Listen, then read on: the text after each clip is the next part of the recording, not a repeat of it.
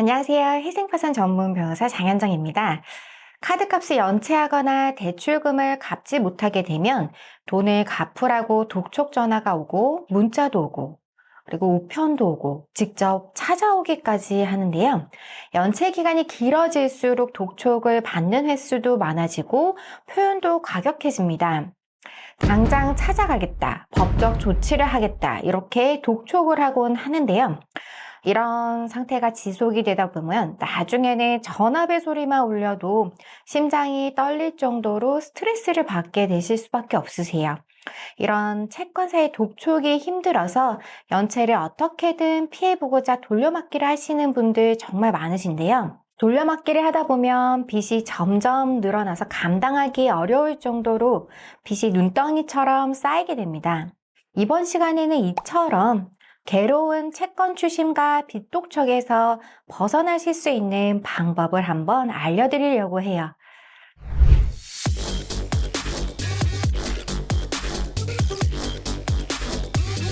첫 번째 방법은 개인회생 개인 파산 제도를 적극적으로 활용하시라는 겁니다.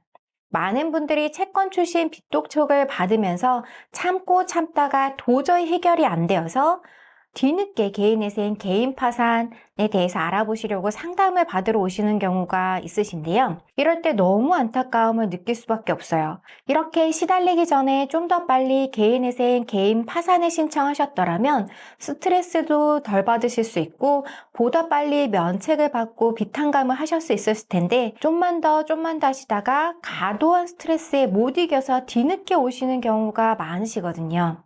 개인회생 제도는 신청하고 1, 2주 이내에 법원에서 금지명령 결정을 내려주는데 금지명령 결정을 받게 되면 채권자 목록에 기재된 채권자들은 채무자에 대한 추심이 금지되어요. 개인 파산 제도는 신청하고 1, 2주 내에 금지명령을 받을 수는 없지만 파산 선고를 받게 되면 비슷한 효과를 누릴 수 있으세요. 그런데 이렇게 개인회생 개인 파산을 신청한다는 사실을 채권사에서 알게 되면 법원 사건 번호를 요구하게 되는데요. 회생 파산 상담을 받고 나서도 사건을 진행하기 위해서 필요한 서류를 준비하고 법원에 신청서를 넣어서 사건 번호가 나오기까지는 시간이 좀 걸릴 수밖에 없으세요. 필요한 서류 준비 및 제출로 인해서 2, 3주 정도 시간이 걸리게 되고 사건 번호를 부여받게 되는데 그 사이에 채권사로부터 독촉을 받을 경우에는 개인회생 개인 파산을 진행하는 담당 변호사 사무실 연락처를 전달하시면 빚독촉으로부터 좀 벗어나실 수 있으세요. 채권사들에게 변호사 사무실로 직접 연락하고 그리고 나한테 연락하지 마라. 대부분의 채권자들은 이런 연락을 받게 되면 직접 채무자 당사자 본인에게 연락을 하지 않고 변호사 사무실로 연락을 하기 때문에 정말 빚독촉으로부터 좀 더 자유로워질 수 있다는 거 꼭 기억해 두시면 좋을 것 같아요. 그리고 두 번째 방법은 채무자 대리인 제도를 활용하시라는 거예요. 지금 당장 개인회생 개인 파산에 신청하지 않을 경우도 있으시잖아요.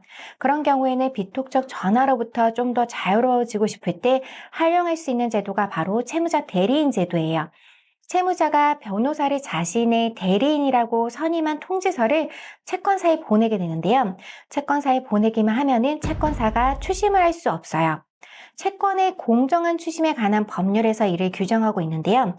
채권의 공정한 추심에 관한 법률 제8조의 2를 살펴보면 대부업체는 채무자가 변호사 또는 법무법인의 채권 추심에 응하기 위한 대리인으로 서민하고 이를 채권 수심자에게 서면으로 통지하면 채무와 관련해서 채무자를 방문하거나 채무자에게 말글 음양 또는 물건을 도달하게 하여서는 안 된다고 규정을 하고 있어요. 채무자 대리인 제도는 대리인 자격이 변호사에 한정되어 있기 때문에 변호사 사무실에 의뢰를 하셔야 되고요. 채무자 대리인을 선임하게 되면 추심 행위가 전반적으로 금지되기 때문에 채무자에게 직접 방문 연락, 문자를 보내거나 편지를 보내는 것도 다 안 되게 되기 때문에 추심으로부터 좀 벗어나실 수 있어요. 다만 채권사가 소송이나 강제 집행을 하는 것까지는 막을 수 없기 때문에 채권사의 소송 제기나 강제 집행 절차가 진행되면은 이때는 현재 소송이나 집행에 들어가더라도 실제로 몇 개월 이상은 걸리기 때문에 그 사이에 회생이나 파산을 준비하셔서 대응을 하시면 되세요. 세 번째 방안은 불법 추심과 불법 비톡촉에 대해서 적극적으로 대응하실 것을 권해드리고 싶어요. 추심은 이미 다 아시겠지만 채권자가 돈을 달라고 요구하는 행위 일체를 말하는데요. 법에는 변제 요구뿐만 아니라 채무자에 대한 소재 파악, 재산 조사 등 채권의 만족을 얻기 위한 일체의 행위라고 규정을 하고 있어요. 그런데 많이들 물어보시는 것이 채권사가 채권 수심사가 가족들한테 직접적으로 연락을 할 수 있냐라고 물어보시고 이것은 불법은 아닌가요? 라고 많이들 여쭤보시는데요. 원칙적으로 채권 추심자가 채무자의 가족이나 친척, 직장에 방문하거나 추심 전화를 하는 것은 불법은 맞으세요. 근데 예외가 있어요. 채권 추심자는 채무자가 연락이 안 되거나 소재 파악이 안 될 때 가족이나 직장에 전화를 하거나 방문할 수 있거든요. 그래서 채무자 입장에서는 너무 불편하더라도 전화는 꼭 받으실 것을 권해드리고요. 무조건 전화를 피하는 것이 능사는 아니기 때문에 채권 추심사에서 전화가 오면 피하지 마시고 모르는 전화라도 꼭 받으셔서 본인의 상황을 객관적으로 말씀하실 것을 권해드려요. 은행 카드사로부터 오는 독촉 전화를 안 받으면 그게 오히려 나중에는 빚쟁이 채권 추심사가 집으로 찾아오거나 계속 심한 독촉의 빌미, 원인을 제공하게 되는 거라서 개인회생, 개인 파산제도, 채무자 대리인 제도를 활용하기 전에 오는 전화는 받으실 것을 권해드리는 거예요. 다만 야간에 하는 빚독촉, 채무자 외에 다른 사람에게 채무자에 관한 허위 사실을 유포하거나 제3자에게 대신 갚으라고 하는 행위들, 그리고 정당한 권리 행사의 수준을 넘어서 반복적인 해악을 고지하면서 협박하는 행위 등은 모두 불법 추심에 해당하기 때문에 해당 채권자 채권 추심사를 수사기관에 고소 고발할 수 있고 형사처벌을 받게 할 수도 있어요.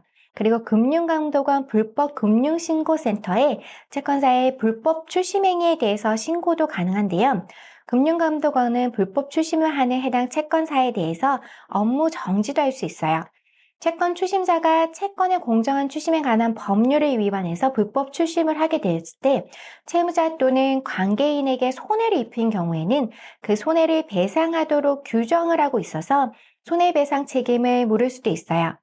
불법 추심을 할 경우 이런 부분을 효과적으로 고지를 하시고 스스로를 방어하는 수단으로 삼으시기 바라는데요.